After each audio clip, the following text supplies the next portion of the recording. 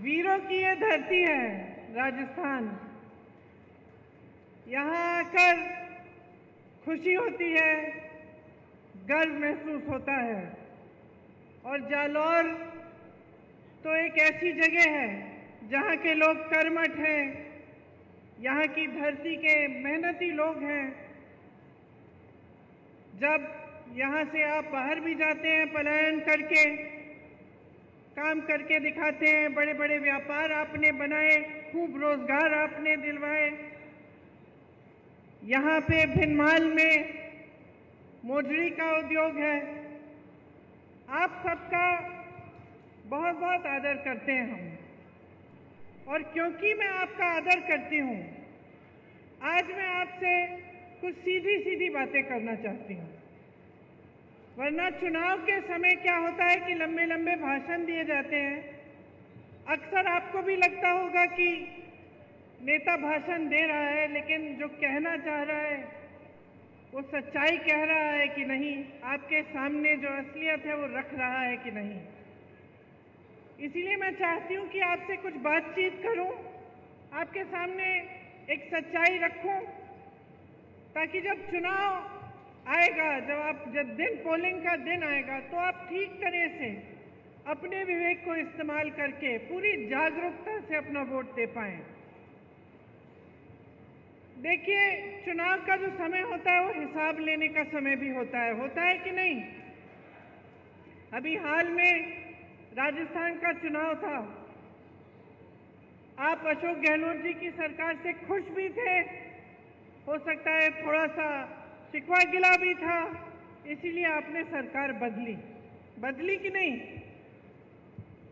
हाँ कि नहीं? तो देखिए, आपने सरकार बदली और क्या देखा कि जो स्कीमें आपके लिए अशोक जी ने शुरू की थी, जो 25 लाख की बीमा की स्वास्थ्य बीमा की स्कीम थी, उसको क्या हुआ? कौन बताएगा? बंद हो गई।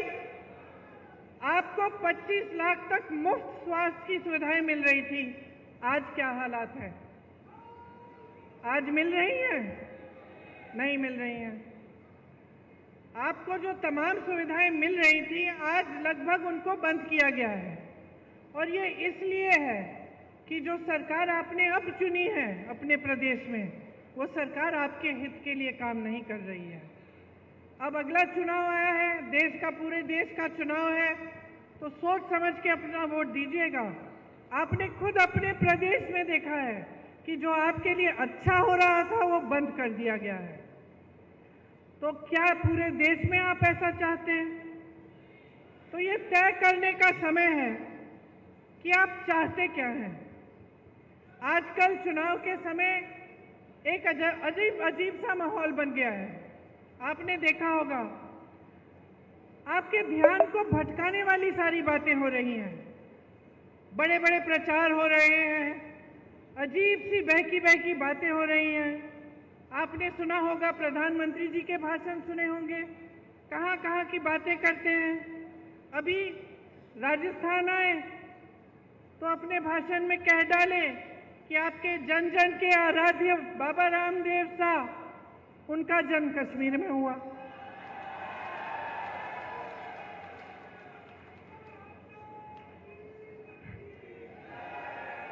कभी वो अपनी झूठी वीरता दिखाते हैं, कभी शेखी मारनी होती है,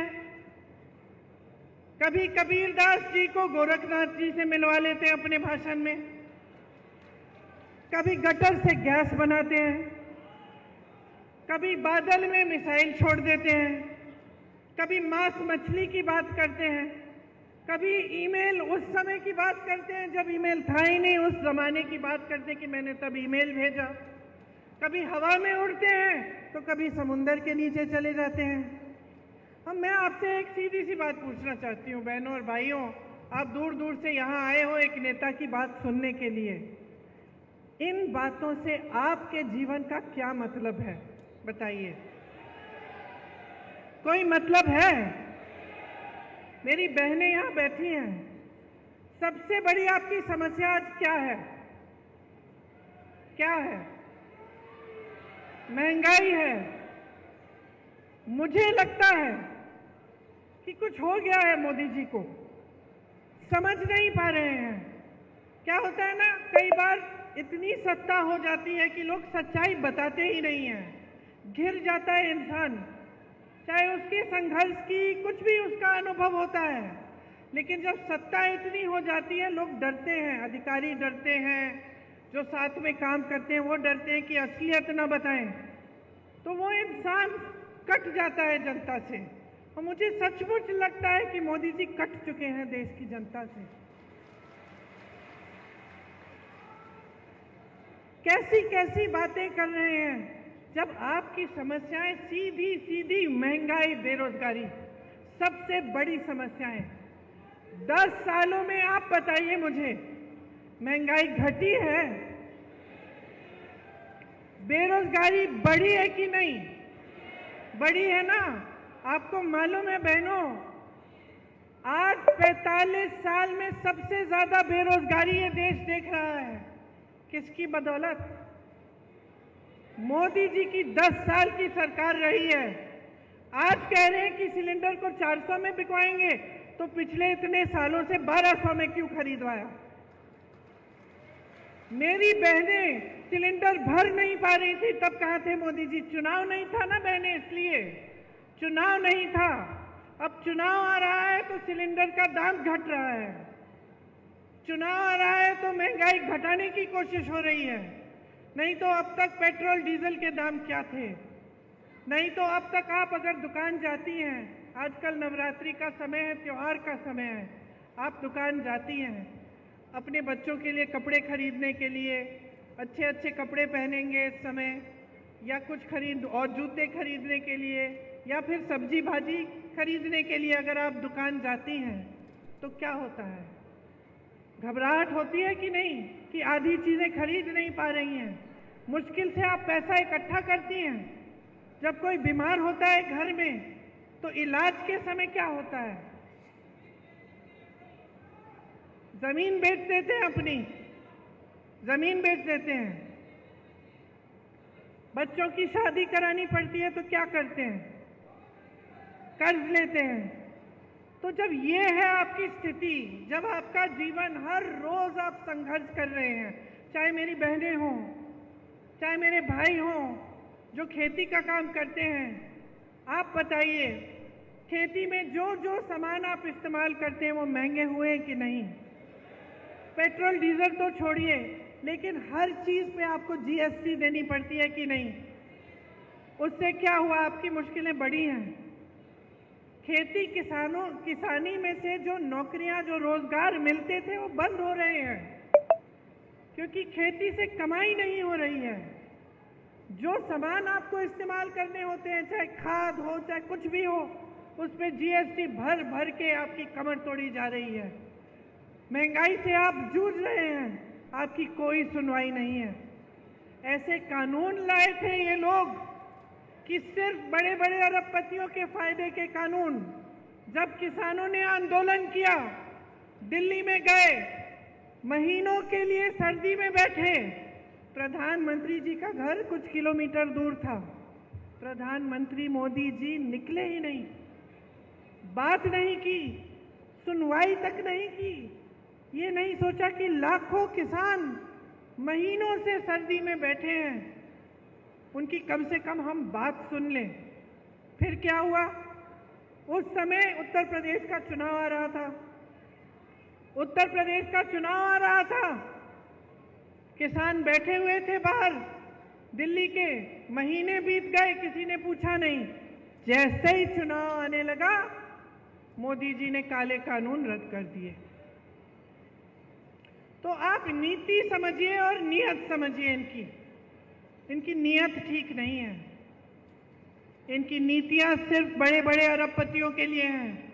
आपने अभी कहा जमीन बेचते हैं अगर जरूरत पड़ती है, आपने कहा किसी की शादी होती है जमीन बेचनी पड़ती है या कर्ज लेना पड़ता है। आपने देखा होगा कुछ दिनों पहले एक बड़े अरबपति के बेटे की शादी हुई, आपने देखा होगा कि किस धूमधाम से शादी की, ठीक है, बुरी बात नहीं है, जिसको जैसा करना है करे, लेकिन आपने कभी सोचा है कि इतना पैसा कहां से आ रहा है? इतना पैसा कहां से आ रहा है? इतना पैसा इसलिए है इन लोगों के पास क्योंकि मोदी जी ने इनके कर्ज माफ किए हैं। 16,000 करोड़ रुपए के इनके कर्ज माफ किए हैं।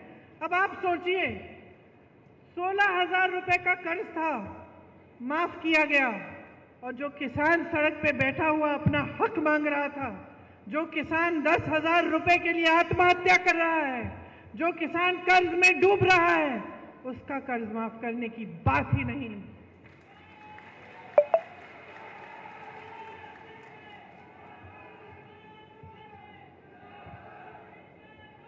आपको सिर्फ ये दिखाया जाता है, पूरी मीडिया में, टीवी पे, आप फोन खोलेंगे तो फोन पे आपको यही दिखाई देता है कि देश आगे बढ़ रहा है, तरक्की हो रही है, सब बहुत खुशहाल हैं। ये सच्चाई है क्या? जब आप देखते हैं कि बड़े बड़े प्रधानमंत्री, बड़े बड़े राष्ट्रपति आ रहे हैं देश में और G20 जैसे बड़े बड़े इवेंट हो रहे हैं, तो हम भी भारतीय हैं, हमें भी गर्व होता है। ऐसी बात नहीं है, आपको भी गर्व होना चाहिए। ठीक है, अच्छा है, लेकिन क्या इसका मतलब ये है कि इस देश की एक और असलियत नहीं है? इस देश की एक सच्चाई ये है कि इस देश का गरीब रोज सुबह शाम संघर्ष कर रहा है। इस देश की सच्चाई ये है कि आप जो यहाँ बैठे हैं, आपकी कहीं कोई सुनवाई नहीं हो रही है इस सरकार में। महंगाई बढ़ती चली जा रही है, बेरोजगारी बढ़ती चली जा रही है, और रोजगार देने के बजाय क्या कर रहे हैं? अग्निवीर जैसी स्कीम ला रहे हैं।